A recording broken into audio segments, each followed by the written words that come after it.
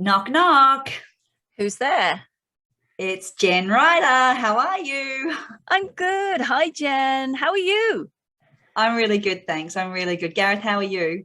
Very good. I am ready for this awesome conversation. I like that we just had a little blast from the past catch up pre-recording as well. So we just kind of all turned around to each other and went, we should probably record now. So here we are. Yeah, I'm looking forward to this. Yeah, I mean, we actually worked out it was like 10, 11 years ago that we were working together.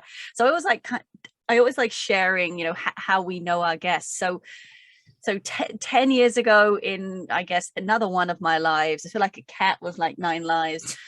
Gareth and I, we lived in New Zealand, and Jen worked with us at Les Mills. And that's how we kind of came into each other's lives, through the love of fitness and wanting to work in the industry. And yeah, for us, it was like, my goodness, that was really 10 years ago. So yeah. It's amazing how life flies by.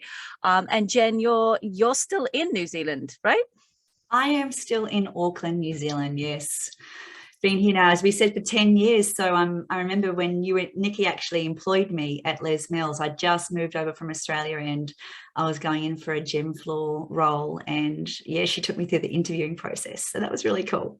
Yeah, it would have been really awkward if you didn't make it. Just saying, this podcast would be like really like, ooh. So yeah, sorry about that. But yeah.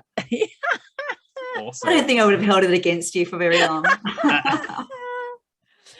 Oh my goodness. Well, thank you for joining us from New Zealand. Now I have to ask, like, I don't even like, what even is the time difference? I feel like you might actually be in like a different month or definitely like the future. Like I'm speaking to the future, so this always blows my mind. So it's Saturday for you, but Friday night for us. Is this right? It is. It's Saturday, just after 12 o'clock in the day. So yes, I'm in the future. In the future. Yeah, it always blows my mind. It always blows my mind. So thank you very much for joining us from the future. Yeah. And thank you for and talking to us today. So Jen, I really want to delve into what it is that you do. Much like all of us in the fitness industry, we kind of diversify, we find our thing that we specialize in, and we then just kind of, hop onto that journey and let it kind of weave and morph into something. And I know that you've done that. I've been following you on social media since it was invented. That's how old I am. We know we experienced it being invented. That's how old we are. Well, I experienced the internet being, anyway, whatever. So I actually want to share, and if you're watching this, because this is on YouTube too, I actually want to share what's on your bio, because it's like an awesome thing. And I want to break it down. So this is your bio. It says, I help you break free from the past, blow up roadblocks, and that's in caps. So like blow up roadblocks, limiting beliefs and self-doubt with proven therapies. I love that, like that whole statement, like break free from the past, blow up roadblocks, limiting self-beliefs and self-doubt. Like, let's get stuck into that, because that's like just such a bold statement. So I just want to know more and more about this.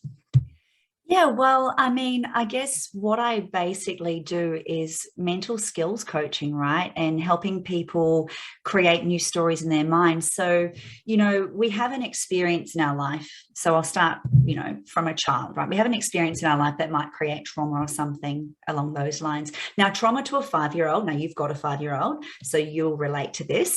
Trauma to a 5-year-old and trauma to a 25-year-old are two totally different things, because of life experience and our capacity to, when our prefrontal cortex comes online when we sort of get to our 20s, right? So this is our logical mind, our prefrontal cortex, and our unconscious mind is the thing that's operating from when we're born through, to 7's really the most programmable age of the unconscious mind. So I help people, find trapped limiting beliefs or find trauma that's happened to them through those periods that has given them a filter on their current, I guess, relationship with reality. So fear of public speaking, fear of exercise, overeating, emotional eating, all those sorts of things can be found somewhere along that sort of journey, right? Through those, from 0 through to however old you are. I'm in my late 30s, right? So I use all types of different modalities. I went and learned all these cool skills because for me personally, I suffered a lot through the way I grew up and through trauma and through, I guess, we were not very rich, not very well off. So I really grew up in a survival mode where we lived week to week. Money wasn't very, we didn't have much money. So we lived in a really raggedy old house, which, you know, I was teased about at school. So I really felt like I grew up suffering in my mind. And I guess when I started questioning things, why do I think like this? Why am I like that?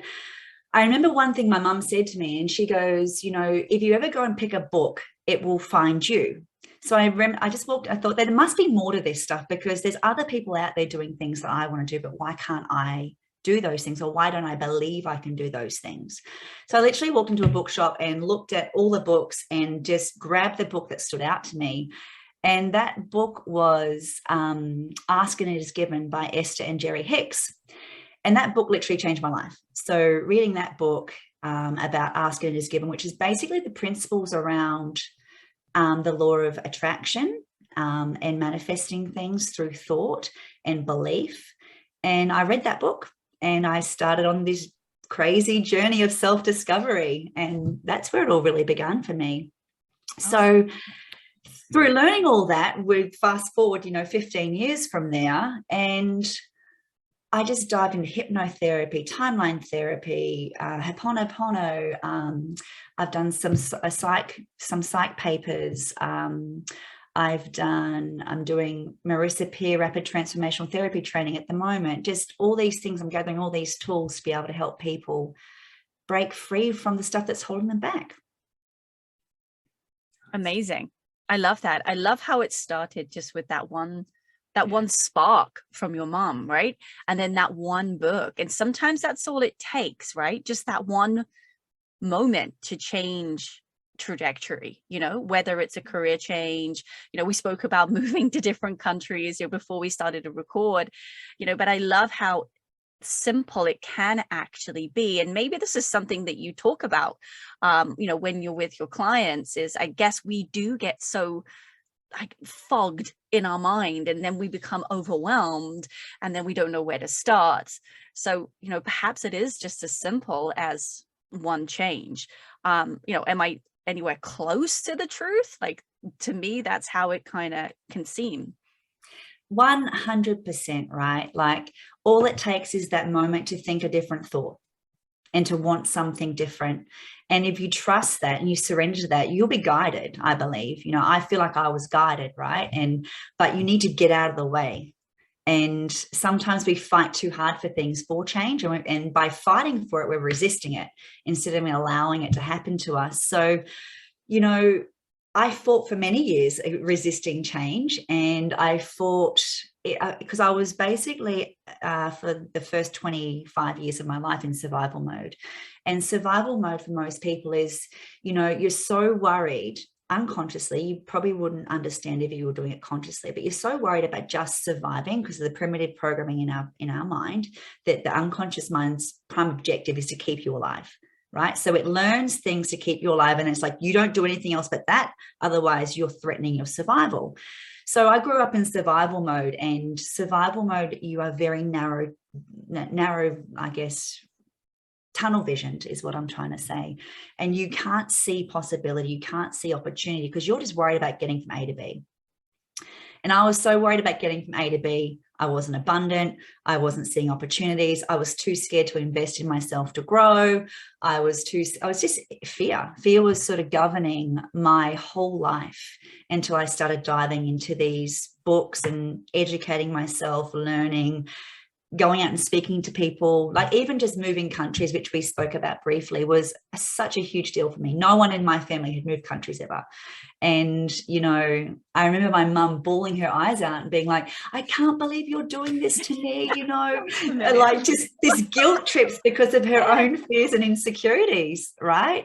And I know where I learned all of my behavior from at that point, right? So it was quite interesting.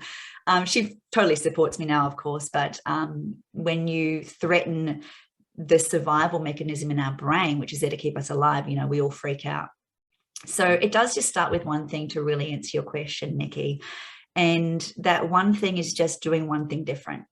That's as simple as change can start. And that's exactly what I teach my clients.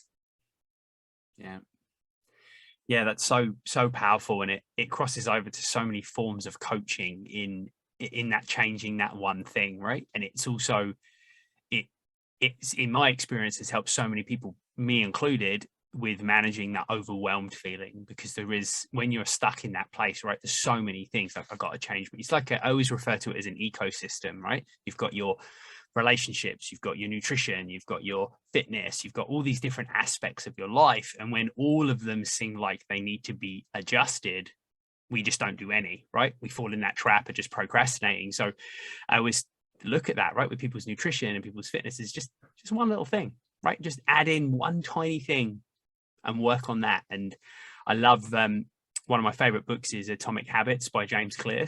And amazing book, right? He's so good, and he talks about the time it's just one little thing. And I love the story where he says, trying to build a habit of going to the gym, instead of being overwhelmed by the enormity of it, the story he tells in the book goes along the lines of, this guy just got in his car and drove to the gym and parked in the parking lot, and then went home 5 minutes later and built a habit, just one thing, right? And it seems so small and so pointless when you hear it, but you realize that that's that stepping stone, that one thing, right? That one tiny thing that leads to all the other change. Absolutely. And people underestimate the power of the simple thing, the one thing, like that one change. And so, for example, people first, change is driven by being unhappy about something, right? You go, whether it be your body, your life, your job, your health, your fitness, whatever, we're driven to change because something in our life's making us unhappy. And we feel by having that thing, it's going to solve all our problems, which is not true, right? So we understand that, but we're human. Our human nature is to want to change the thing that we feel is causing us pain. So for example, someone is struggling with their weight, right?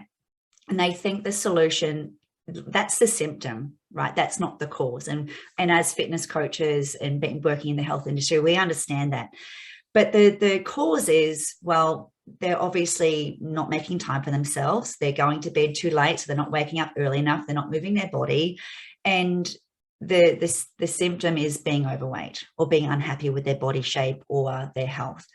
But you don't have to go and change your sleep, your nutrition, your water, your training, all the things that fall into there, because that's going to obviously also affect the, as you were talking about ecosystems before, not just your ecosystem, the family's ecosystem. If you're in a family, right? If all of a sudden you're like throwing the Monopoly board up and flipping all the pieces and trying to create change in every aspect of your life, I'm guarantee you'll fail, because as you said, Gareth, you'd be too overwhelmed. So it really is going, hey, the symptom is, I'm not unhappy with my body and I need to do something about it. Okay, pick one thing. And just what's helped with my clients when it's health related is actually, because the unconscious mind takes over. When we're stressed, busy, the unconscious mind is where we keep all the records of everything we need to do. That's why you can drive to work and be thinking about the presentation you're going to be doing or picking up the kids, what you're making for dinner, and you pull up at work and you just got there. Oh, how did I get here? Right? Because the unconscious is doing the work for you, because you've practiced driving so many times that it happens automatically. But I guarantee you, when you first got in the car and you were learning to drive a stick or a manual, what we call them in Australia, you had to think about changing gears, putting the clutch in, the indicator, steering the wheel, stopping, like all these different components, which now we do automatically. And that's the same as building your health habits, right? The first thing you had to focus on was like looking at the road and turning a corner, and you might have only drove in a really quiet street when you first started to learn to drive. And then as you got more confident, as the unconscious started doing its job by remembering and making those processes automated, you started to be able to add more things into the complexity of driving. So driving on the highway, reverse parking, parallel parking, all those types of different things that we've all learned to do when we learned to drive. So it's the same with changing your body shape, changing your health, changing your business, changing anything, right? Start with just one thing, and it will be hard. I guarantee you it will be hard because it's not your normal. And anytime we try to do something unfamiliar, we need to focus. And when we're focusing, we're taking energy because we're using the prefrontal cortex, which is, you know, our conscious mind. And when we have to focus, we can't think about everything else because we're like, I need to focus on doing this one thing. And then if people start chucking other tasks at us, we become overwhelmed. So that's why one thing is really important to create any change in your life. If you're trying to do 5 things, you might last a week. And then I guarantee you at some point you'll fall off the rail. And in saying that, it's okay to fall off the rail because change takes energy and effort, right? So, and, you know, life throws us curveballs all the time. And you need to be willing to be kind enough to yourself when you're creating change that, you know what, a curveball's been thrown. I've actually fallen off the wagon. It's okay. I'm going to pick up my stuff and I'm going to put it back on my backpack and I'm just going to carry off where I left off. You don't need to beat yourself up, be nasty. You're not a failure. You know, everyone's out there is trying to be perfect. That's a myth. You can't be perfect. Let it go. You know, I'm actually doing a recording next week about perfectionism, which is quite interesting. So, you know, let go of the perfect pattern that we're all trying to be and just start again. And when I say start again, you're generally not starting again because you've learned something, you've moved forward, you've made, you know, some type of change, even if it's just for 2 days, you know, and you fell off for 1 day and then you got another 2 days in. Consistency is the key. You're not going to get it right every day. If you're trying to change your breakfast habit, or any habit, make a little like tick sheet for yourself, whether it be in your phone, put it on the fridge, somewhere where you will see it. And why I say somewhere where you will see it is because it reminds you to do it or that you haven't done it. Because we get so busy, we flick back into the unconscious mind, which just puts us into our habitual mode. And that new breakfast habit might not be a learned pattern yet or a learned behavior yet. So it's unfamiliar. And when you have something that reminds you, like it brings you back into that present moment, the now, and you're like, oh, that's right. I'm supposed to be trying to eat breakfast every morning. For some of you mums out there who probably run around like chooks with your head cut off in the morning and don't eat properly.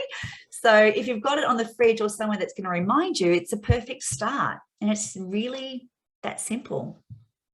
Yeah, I love that. And, you know, we share the same thoughts on a lot of those things. And I love kind of hearing that. And, you know, it's good for us, even as coaches, to hear that other people are taking out that information from the world and processing it and then, you know, speaking it back out loud, right? It kind of gives us permission to know that we're all kind of, you know, on the same page with stuff, which is great to hear. I also just want to touch on one thing that I think is important. Last week on the show, I was speaking about motivation and how we get stuck in this loop of kind of failure where we wait to be motivated. We then do something when we feel inspired, very infrequently, and then we end up failing at it because we're not inspired the next day and we didn't get what we wanted. There was no instant gratification and we get stuck in this loop. And what I was kind of challenging on the show, that quick show I recorded last week, that the habit we want to get is actually taking action, celebrating success, and then feeling motivated from the success. And it made me think that when you've got that visual, like that tick sheet in front of you on the fridge, or you mark off the days that you've maybe got your movement in, is that's also a way for you to see that and say, oh, look, I've got 7 days out of the last 9 that I can celebrate. And because I'm celebrating that and remembering how I felt when I did it, I'm then still motivated to continue when I do fall off. That makes sense. Yeah, absolutely, 1,000%. And you're so right. You're not going to feel motivated every day. That is just this big myth we've been sold about. You must be motivated to do something. No. It is about taking action. And like, I love, there's this quote that goes around on Instagram or on social media, and it says motivation is like bathing, right? You have to do it every day. And, you know, and it's not about, you have to take action while you're unmotivated. That's how you develop a habit and you develop a behavior, right? So I do stuff even when I don't want to do it. Like, I don't want to go to the gym every day. like some days like, oh man, I see my program and it's hard and it's heavy. And I do CrossFit for those who don't know. And I'm like, oh, I just don't want to do that today. But I'm in such a habit that I just show up, because if I show up, I know something will happen. And another thing which ties into that motivation and that failure sort of success mindset that we've got is that my best isn't going to be this linear thing that keeps climbing. My best some days is 60% of what I've done on another day, but that's my best for that day. And people who are looking for success through weight loss or through habit changing or through going to the gym and lifting heavier weight or whatever it is, we're not machines. Our best is going to be a variable each day, especially women out there who might have the hormonal changes. Learning to understand your cycle is really important for training. That's something I've had to sort of dive into a lot through my journey as well. And understanding that you aren't going to have that energy that you've normally got on the week before your period. And you have to just accept that's okay. You're going to be a little bit moodier, a little bit cranky. You're going to want to eat a bit more, and that's okay, right? But we resist those things that we that are a part of us being human, right? Women are quite incredible. We gift life, we build life, right? There's a way that we've been built this specific way for a reason. So yeah, understanding that your best is going to be a variable in each day. And sometimes your best might be a 40-minute run, and sometimes your best is a 20-minute run for that day, but you're still doing something. You're building consistency. You're building a habit. Consistency is the biggest thing. It's not about like this linear climb. It's about how consistent can you be? Consistency will always win, right? If you have, what is it? If you have, say, let's just use a really basic meal plan, and you have 3 meals a day and 2 snacks a day. So there's 5 sort of times that you eat within the day, and take that over 7 days of a week. So that's 35 meals, right? And you have 5 meals or 5 things that are out of alignment with your meal plan or what you're wanting to eat. That's still 90% or 80% like consistency with what you've wanted to do. Is that right? My math isn't great, so you guys will figure this later. Something like that. Something like that. That sounds good, doesn't it? Yeah.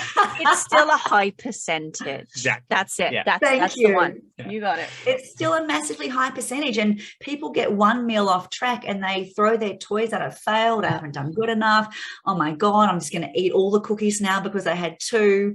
And you don't need to do that, because you're actually still being quite consistent. If you look over it over a 7-day period and you only have 5 meals off your meal plan, that's pretty amazing. That's 80%, consistent. So, and the 80-20 rule is something I like, because it gives us room to sort of navigate through when life throws us the curveball, and that we don't need to get out, the beating stick and bash ourselves up and tell ourselves these horrible stories about ourselves that are not true, and just move on. Because if you do 80% over 6 weeks, something's going to happen. Something's going to change for you, Yeah. Oh, I couldn't agree with you more. And the whole self-sabotage, I think, is just something that we do so much as humans, and we see it so much in the gym. And, it's something that I talk about a lot. A lot of what I do within the fitness industry now is around yoga, mindful movement, meditation, and breath. And just like you were saying, Jen, like, give yourself like permission. Like, it's okay to look this way in a yoga pose. It's okay to feel this way when you're in a pose, right? But the difference is you're here and you're in that mindful movement.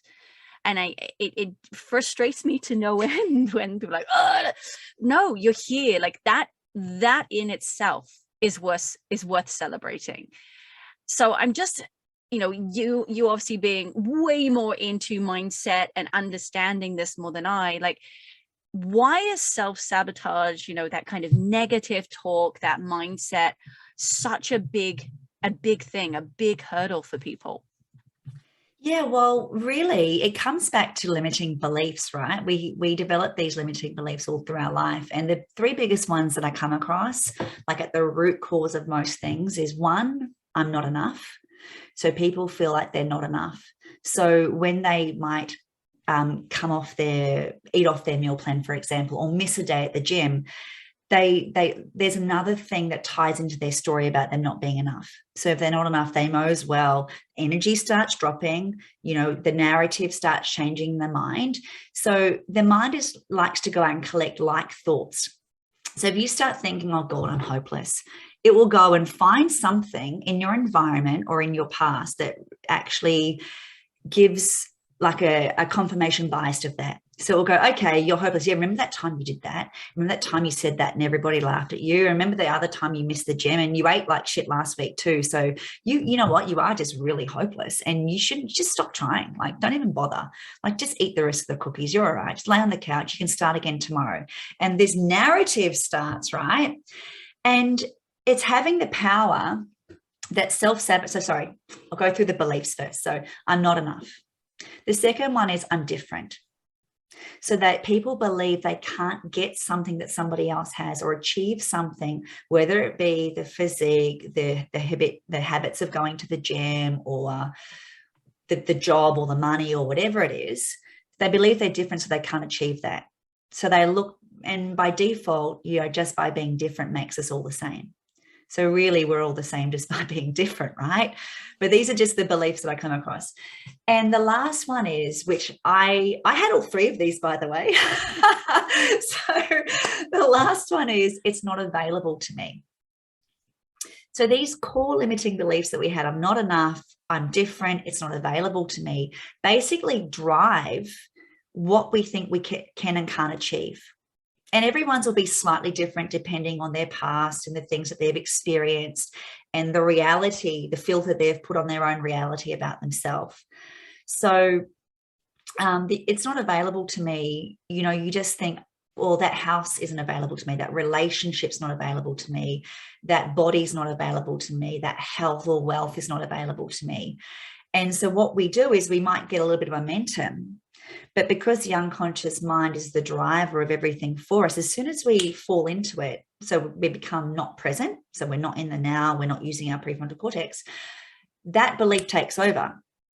So it will be, yeah, you're not good enough because, he left you, or, you haven't been able to lose weight for 5 years, or you do and you always regress because you always go back to this, emotional eating. And emotional eating is just a way for your brain to go, well, you don't think you're good enough. So here's something that's going to prove that belief right. Because the brain's job, like one of our unconscious mind's primitive directives, is to actually go, well, if you have a belief, you have to stay within that belief system. So if you venture out, it's uncomfortable outside a belief system. It's uncomfortable outside a limiting belief because it's unfamiliar. And the brain's job is to keep you alive and survive. And if it's developed something that it believes keeps you alive and keeps you away from threats, it's going to keep that recording going for you to keep you safe. So some people learn that losing weight is unsafe because they're not good enough to do it. So the brain goes, well, you're not good enough to do that. So we need to do something right here to make sure you don't get that thing because, you're not good enough. And how we break those is simply, you can do therapy, right? Or mind state work, mind skills work, or coaching, or get someone, because sometimes we can't see our limiting beliefs because they're our limiting beliefs, right? If you could see your limiting beliefs, they wouldn't be limiting. So having someone else identify them for you, you guys as coaches probably do that with your clients all day. You can probably see them and pick them and see the behavior and like, why are they doing that? Like, why did they do that to themselves? Or why are they showing up? So funny you say that, Jenna, because I'm kind of nodding along and I just, sorry to interrupt you, but I also see limiting beliefs in the physical body, not just in the mind body, right? Oh, absolutely. Like those habitual patterns that are present in movement. Yeah. Right? Not allowing joints, muscles, whatever to perform in a certain range because of that. So yeah, I see that very regularly in movement as well as, the mental approach. So yeah. Well, yeah. And then, the movement is being controlled by the mental approach. So, that's where the restriction starts with everything in our life. So yeah, 1,000%. And so you won't see limiting beliefs, but sometimes you will, right? And it's about being present with your thoughts. Like, we all have this conversation going on all day. Like, if you have never noticed, someone's talking and someone's listening. There's two people going on up there. And, you know, you get to choose. I think we've forgotten, this is one of the simplest things, but one of the most important things that I teach a lot of my clients is that if you can hear a thought, you get to choose how much airtime it gets.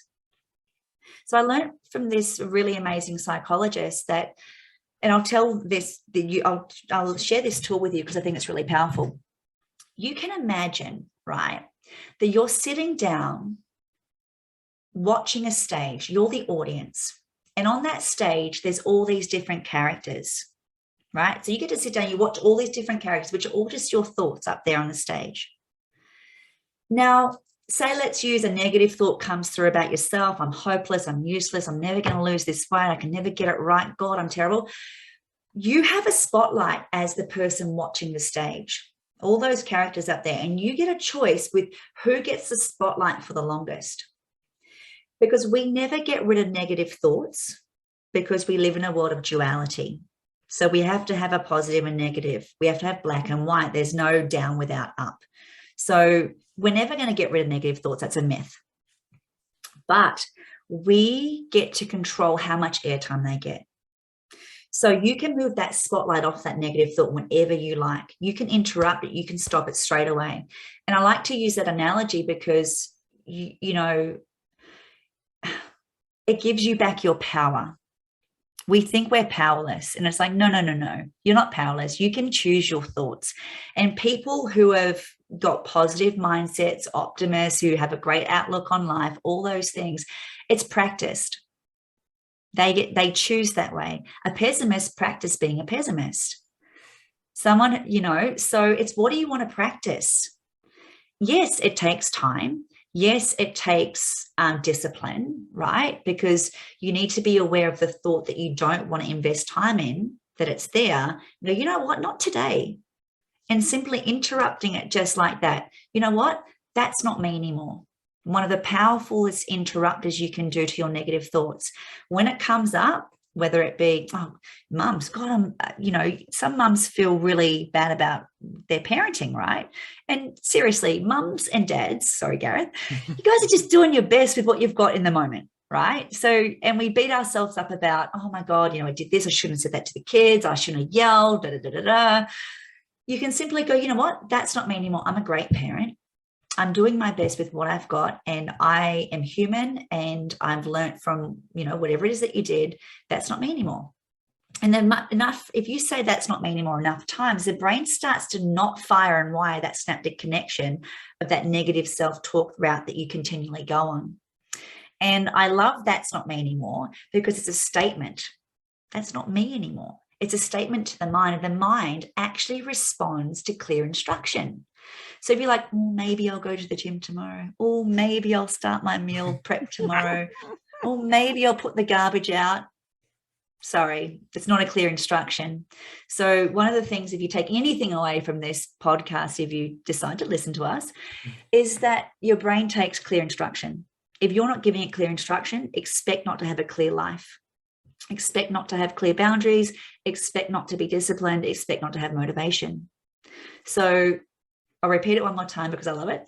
That's not me anymore. And then pick a better thought. That's exactly how you can start to manage your thoughts, because what happens is we have a thought, right? That produces brain chemistry, and the brain chemistry matches whatever that thought is. If we think it's a negative thought, we'll have the brain chemistry that matches that. If it's a positive thought, we'll have all those nice endorphins and stuff that release dopamine for the positive thought. So if you have a thought, we have brain chemistry. Brain chemistry then says to the body, this is how you should feel. Oh, guess what comes in an emotion? So we get that emotion. If it's a negative emotion, guess what? We start to spiral down because the body is like, yeah, I do feel sad today, and my life has been hard, and, you know, things are bad for me at the moment. And we start spiraling down, and we match. After we get the emotion, we get a mood that matches that emotion, right? And then we have that energy in our day, right? So, but the other way, if you have a positive thought and you have positive brain chemistry happen, so this is why I'm going to dump another little gold nugget here. The practice of gratitude is so important. Gratitude has been, tested. Heaps of scientific papers have been written on the power of having a gratitude practice in your day. Why? Because it flicks on a different part of your brain. It releases different chemistry. So straight away in the morning, I have my gratitude practice. I'm like, what am I grateful for today? And I'm so habitual with it now. I used to have to write it down, like what we talked about before, to remind myself that I needed to practice gratitude. And now it's just inbuilt in me, in my behavioral system. That first thing I wake up in the morning, I'm like, oh, what am I grateful for today? And it doesn't need to be massive things. You can start really small. But that turns on different brain chemistry for you, which can help you be inspired, can help you get up and do something, can help you think differently and start unwiring that negative self-talk that we've been programmed in for. You made a really interesting point that I want to go back to, and I want to hear your thoughts on it. You said about the brain and clear direction. I have this thing that I think about quite often when I engage on, particularly on social media, because it's a you kind of needle in a haystack when you're trying to run a business, and it's interesting to try to figure out, the psychology behind it and how people make their decisions. And what I find a lot with many conversations that I have and interactions is people are looking for, often they're spending their time looking for more knowledge and more information. And what happens is they're not giving their brain clear direction, because we run a fitness app. There are 375,000 fitness apps currently available.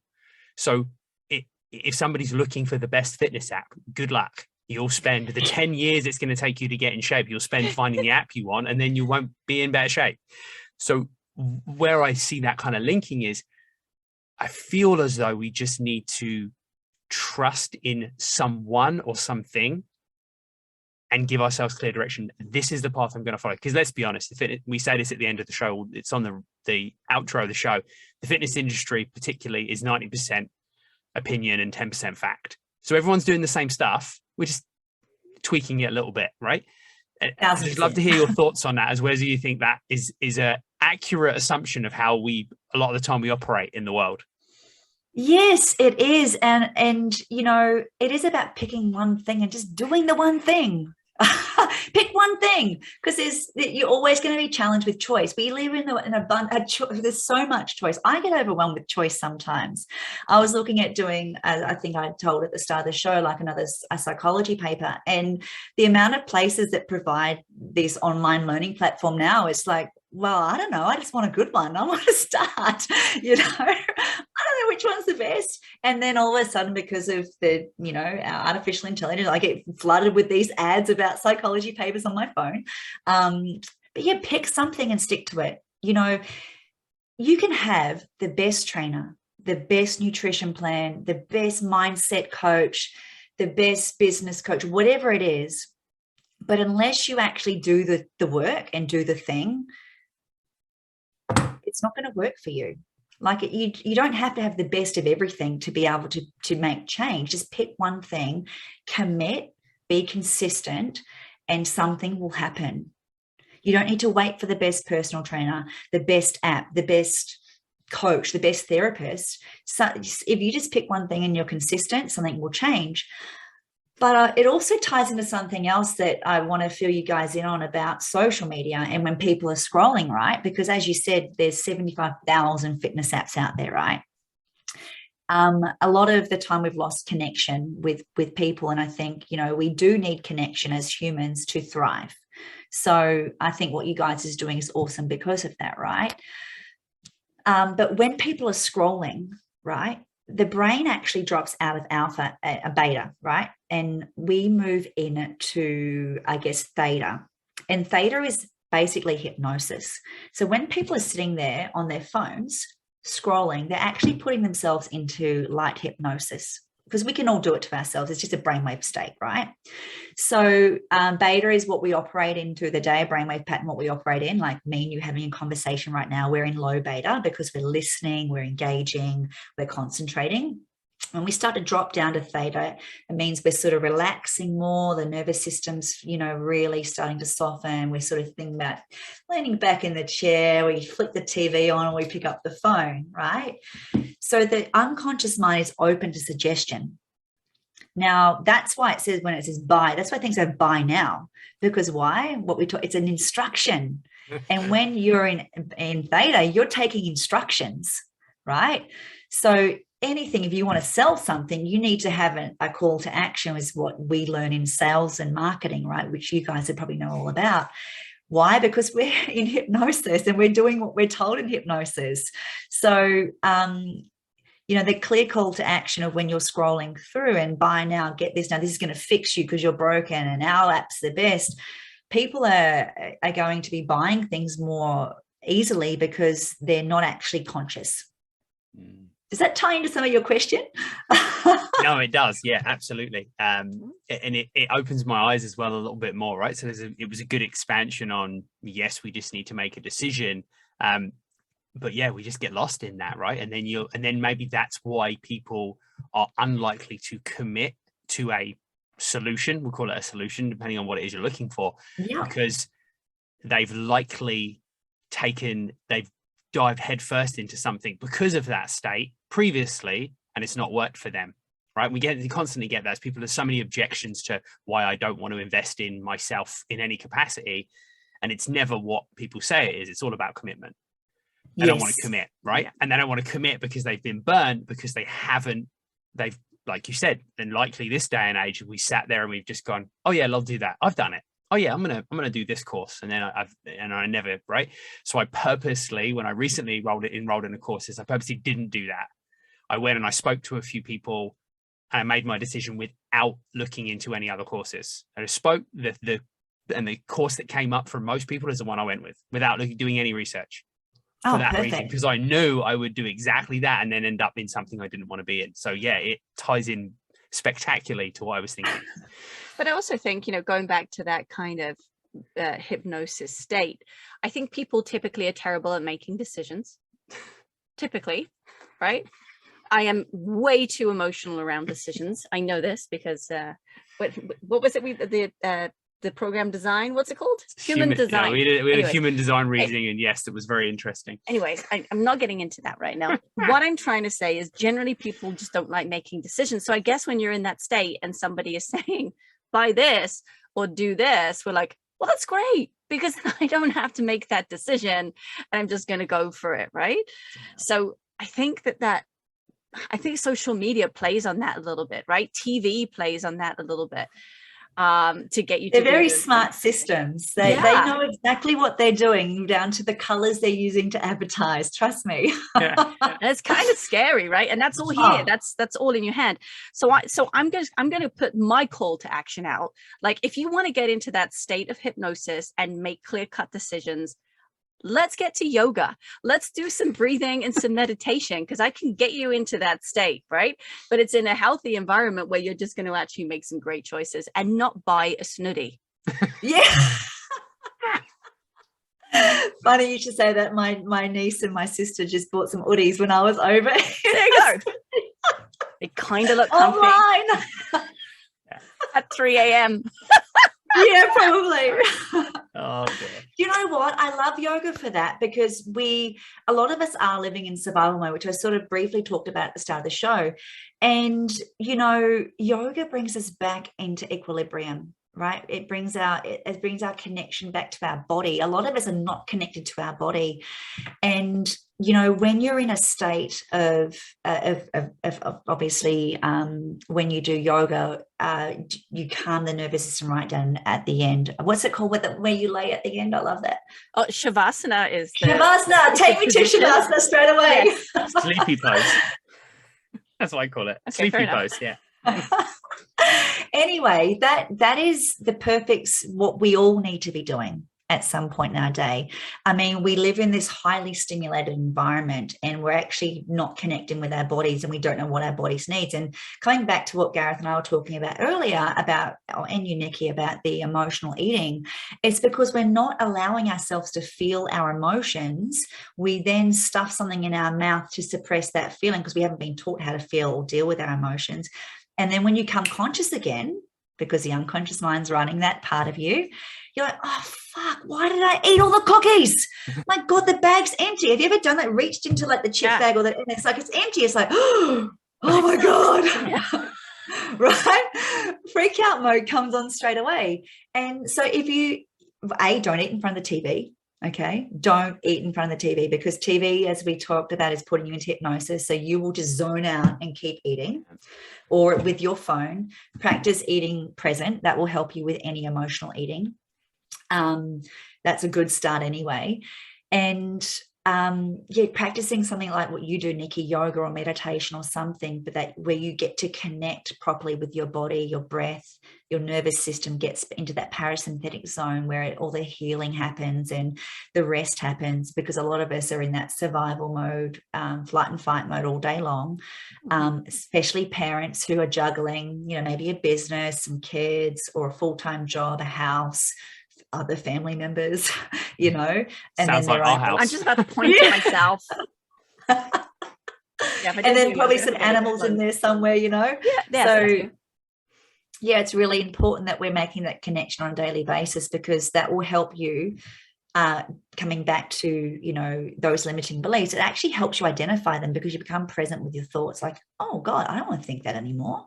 Why am I talking to myself like that? I don't deserve to be spoken to like that. And just that like aha moment in those micro moments allows you to create change because you're present with what's going on. And it's as simple as that to create change. Is that one moment you're like, oh, you notice a thought that's not rewarding and you get it, you've made a choice to change it in that moment. That's how change starts. It doesn't need to be this big, massive, I'm going to do this, I'm going to do that. It can be, I'm just choosing to make this one thought different, this one habit different. Here's my tick sheet. I'm going to focus on breakfast this week. I'm going to focus on moving my body just for 20 minutes a day to start with. Then I might make it 30 minutes in a few weeks' time, or 3 walks a week for people who are really sedentary and struggle with getting out the door, or whatever it is, right? Which is really simple things create big change with over a long period of time, like consistency. And instant gratification, stop. Like, come on, people, just because we can buy things instantly online doesn't mean you're going to change your life in a day. Change, unfortunately, takes time, takes attention, and takes energy. So you need to commit to yourself, because you do only have one life. And if you're not happy with something in your life, commit to making one small change, and over a period of time, that will change something. Don't try to change your life in one day. I think that's the biggest thing I come across with clients. It's like, okay, I've got this, Jen, and I want you to fix me and I want you to make me better. It's like, well, hang on, I don't fix anyone. You fix yourself. You're not broken. Okay. You've just developed a pattern of thinking that isn't serving you well, because everything that we do is stemmed from what we think. So if you have bad habits with exercise, bad habits with food, bad habits with relationships, bad spending habits, any of those things, right? Plus, it all stems with a thought, a belief system, something that you think that then creates momentum towards that thing. So literally, you change the way you think, you start to change your life, because you start to change what you do when you start to change the way you think. Instead of going, oh, it's cold, I really don't want to go to the gym, or, oh man, I just hate vegetables. Stop saying you hate vegetables. Your brain, it's a statement, it's a command, right? Start saying, you know what? I'm starting to enjoy having my vegetables. It might not be something that you say you love yet, because your taste buds will change. You guys know that when you start eating better and cleaner. But just start using better language. Get rid of hate, get rid of can't, get rid of, what was the girl was using with me the other day? I'm desperate. I'm desperate to lose weight. I'm desperate to change my life. It's like, no. You're not desperate. Desperate energy is really, really heavy. And it's like you crack to someone like, oh my God, please help me. You're not desperate. You're excited. I'm excited to change my life. I'm excited to start my health journey. I'm excited to get up and move my body today. I'm excited to eat better. I'm excited to take my kids to the park, right? I get to. And when we start changing those micro languages within our day, trust me, your world will start to change and you'll be pleasantly surprised. I love that. It takes me back. I recorded a podcast, beginning of my podcast journey. It was a long time ago, 3 years ago. The first ever episodes I recorded was "You are the story you tell yourself." And that just summarizes, brings all that together, right? You are totally that. So be mindful of the story that you're telling yourself. You will live the story you tell yourself. So tell yourself a good story. And off the back of that, I'm actually doing a course on storytelling. I'm releasing that really soon. So that's something, if anyone's interested in, they can jump on my bio and see when that's coming out. And it's all about how to change the story, how to work with your unconscious and conscious mind to create change in your life. I love that. Yes. Let's dive into that, Jen, because you've given us so much information, so many golden nuggets. How does somebody get hold of you if they want to know more, if they want to join in on additional things that you're presenting or things that you're writing? What's the best way to get hold of you? Tell us what's coming up now. Do you take international students? Are you in person? Anyway, all of that stuff. So I 100% work online now. Since COVID, that gifted me the ability to open up my, my coaching world and therapy world to everyone all over the world. So I've actually got clients in Canada, believe it or not. And I've worked with people in Asia. I've worked with people in America, Australia, all over the world, which has been fabulous. So it really did open up my business, COVID, which I'm really grateful for. Best way to get me is on my Instagram, because that is where everything goes up. I have a lovely social media manager, because I don't like to be on there a lot, but she puts everything up for me, and you can see I release lots of hints and tips about how to help change your life, how to help change your habits. And the next big thing that we're doing is that course. It's going to be a 3-week course about how to change the story you tell yourself and work with your unconscious and conscious mind. So that's the next exciting thing. Cool. And that course is live, or is it like a pre-recorded content? You are going to be live with me for 3 weeks. It will be recorded for those in different time zones who can't make it. So yeah, when you sign up, I'm actually going to be doing a webinar really soon on it, so everyone can just jump on and watch the webinar and see what it's all about. So that will be up on the Instagram as well. And yeah, and then we'll do the 3-week course, and it'll be recorded so you can listen to it anytime you please.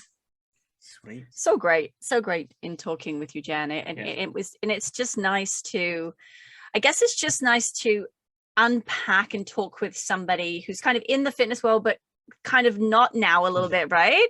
And just to see so many parallels and kind of like you were saying, kind of confirmation of what we're seeing and what we're talking about and what we're encouraging, right, is actually coming from your part of the world, right?